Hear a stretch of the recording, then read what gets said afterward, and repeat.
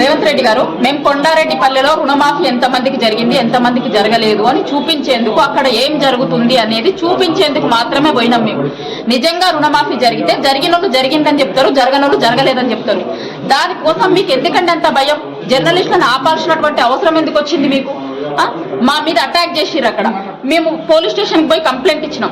మధ్యలో ఫీడ్ కోసం ఆగి వస్తూ ఉంటే 2 బండ్లు మమ్మల్ని ఫాలో అయినాయి. మధ్యలో వెళ్దండి పోలీస్ స్టేషన్కి వచ్చి ఆగడం జరిగింది. ఇక్కడ పోలీస్ స్టేషన్ లో కూడా పోలీస్ స్టేషన్లకి లోపలికి ఎంటర్ అవుతున్నప్పుడు చెయ్యి ఇట్లా నా మీదకి కొట్టడానికి వచ్చిండు.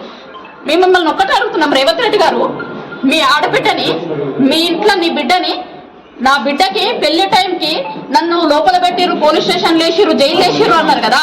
మీ బిడ్డ ఏజ్ ఉన్న పిల్లలమే కదా, మేమిద్దరం కూడా మీ బిడ్డ ఏజ్ ఉన్న ఆడబిడ్డలమే కదా. ఆడబిడ్డలకు ఇదా మీరు ఇచ్చేది? మీ ఇంటి ఆడబిడ్డకు ఒక రూలు, బయట ఆడబిడ్డలకు ఒక రూలా? మీరు రాష్ట్రం మొత్తంకి సీఎం కదా, మీరు రాష్ట్రానికి సీఎం కదా. ఆడపిల్లల్ని కాపాడాల్సినటువంటి బాధ్యత మీ మీద ఉంది కదా. ఆడపిల్లల మీద హైదరాబాద్ లోనేమో ఎక్కడ పడితే అక్కడ దాడులు జరుగుతాయి, తెలంగాణ మొత్తం ఎక్కడ పడితే అక్కడ దాడులు చేస్తాము, ప్రశ్నించినటువంటి జర్నలిస్టుల మీద కూడా దాడులు చేస్తామనా? మీ బిడ్డకు ఒక రూలు, వేరే ఆడబిడ్డలకు ఒక రూలా? మేము కూడా తెలంగాణ ఆడబిడ్డలమే కదా.